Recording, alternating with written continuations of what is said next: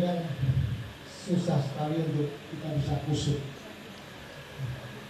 Saya pernah mendengar kalau untuk menghilangkan kita susah khusyuk itu adalah sholat berjamaah di masjid.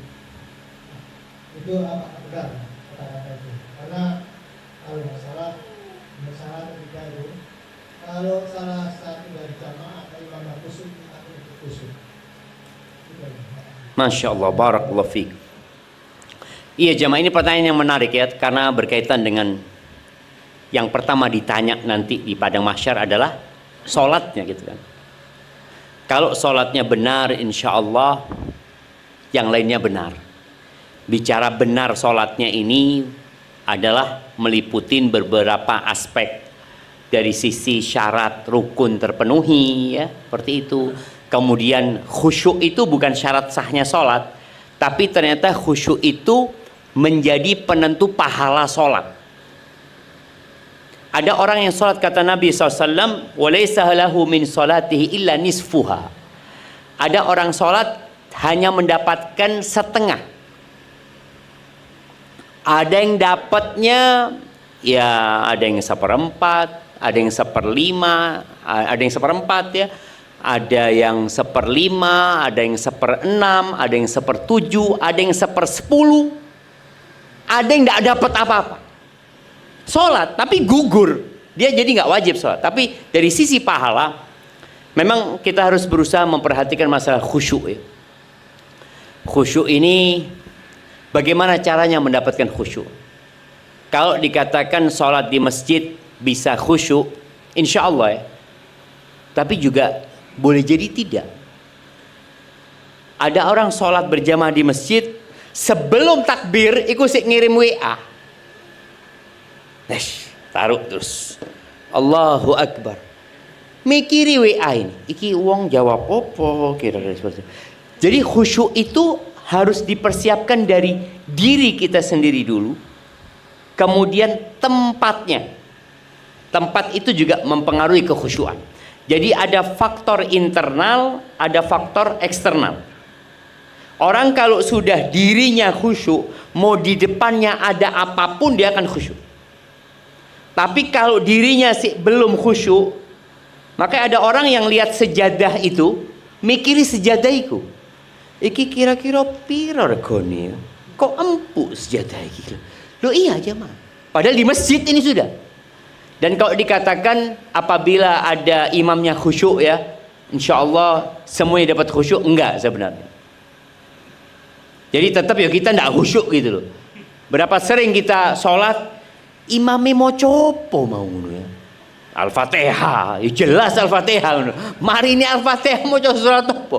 Kadang-kadang kita lupa. Jadi memang harus mempersiapkan diri. Di antara caranya mempersiapkan diri itu memang ya kita berwudu. Dalam wudu itu sudah menata hati, kalau aku mau berjumpa sama Allah Azza wa Jalla. Kemudian setelah itu tadi kalau dikatakan kita berjalan ke masjid ya, usahakan kita baca doa ke masjid. Masuk masjid usahakan baca doa masuk masjid.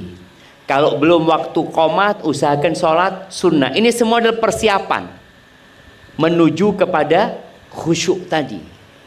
Dan di antara yang membantu orang khusyuk itu kondisi hati. Biasanya orang itu kalau punya masalah khusyuk, utang ya, mamanya Allah hamba ini tidak mampu ya Allah, maka dia akan khusyuk dalam sholatnya. Tapi kalau masalahnya sudah selesai, biasa-biasa aja. Maka berapa banyak orang ketika punya masalah di soft pertama sholatnya, sudah selesai masalahnya jadi imam dia, tapi imam yang telat jadi imamul masbuqin ya. Jadi juga yang membantu orang khusyuk itu memahami yang dia baca. Jadi usahakan Al-Fatihah itu kita ulangi baca tafsirnya, kita ulangi lagi. Ketika kita ruku sujud, bacaan ruku sujud itu bermacam-macam. Maka usahakan kita menghafal yang baru-baru. Artinya yang diajarkan Nabi SAW. Kita mau biasanya hafal cuma Subhana Rabbiyal A'la, Subhana rabbiyal a'la. Sudah mulai SD sampai tuwek subhana rabbiyal a'la. Boleh apa nggak boleh? Boleh. Boleh. Tapi kadangkala karena sudah kayak air, kita baca pun tidak sadar dengan yang kita baca. Coba ditambahin bacaan-bacaan yang tambahin doa umpamanya. Setelah baca subhan rabbil a'la, ana mau baca doa, rabbighfirli wa liwalidayya warhamhuma kama rabbayani shaghira. Atau ana mau baca subhanadzil jabaruti wal malakuti wal kibriyai wal azama. Kalau baru belajar biasanya mau baca itu ngiling-ngiling saja mah. Opo wujuane. Terus bacaan suratnya usahakan juga nambah. Umpamanya kita cuma hafal 5 surat, usahakan ada tambahan lah. Dan ana senantiasa memotivasi jamaah ini kalau bisa hafalan Qur'annya itu sesuai dengan umurnya. Jadi yang umur 37 tahun hafal juz amma. Kan juz amma 37 surat. Masa dah mampu setahun sepisan hafal 1 surat? Waduh, berat Ustaz. Bukan berat, memang tidak niat. Tidak niat ya mak. Maka seperti itu. Jadi insya Allah dengan seperti itu kita akan lebih khusyuk ya. Barakallahu fikum.